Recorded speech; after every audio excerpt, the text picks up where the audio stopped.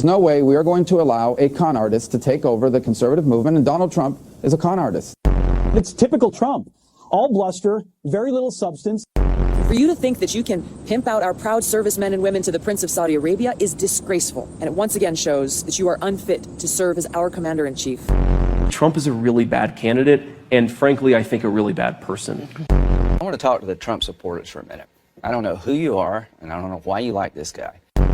Well, I think the problem is, number one, he's a bully. And, you know, I don't like bullies. This is what happens when a leading presidential candidate goes around feeding into a narrative of anger and bitterness and frustration. This is a guy who said that John McCain is not a war hero, yet he sought his own 5 military deferments.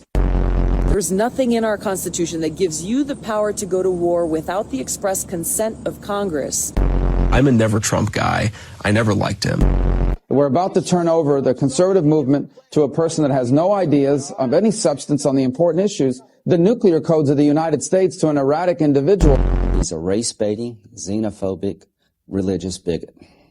The military's not even going to follow his orders. The military's not going to follow illegal orders. And so the Trump campaign was forced to change their position and say, we're going to try to change the law so that the military can operate within the law.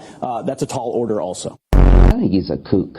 I think he's crazy. I think he's unfit for office.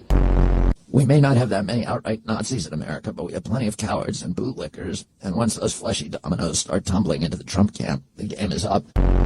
Here's the problem with Trump. He says, go ahead and kill the families. Go ahead and torture. Go ahead and go further than waterboarding. What happens when people follow those orders or don't follow them? It's not clear that Donald Trump will have their back. Donald Trump is oftentimes about Donald Trump. At the end of the day, do you believe Donald Trump, who always tells the truth? Just kidding. Or do you believe that woman on that tape? He doesn't represent my party. He doesn't represent the values that the men and women who wear the uniform are fighting for. This is a man who in rallies has told his supporters to basically beat up the people who are in the crowd, and he'll pay their legal fees. There is definitely an element of Donald Trump's support that has its basis in racism or xenophobia. We want a top-tier presidential candidate getting all of their military advice from watching Meet the Press. Fellow service members and I, we are not your prostitutes. You are not our pimp.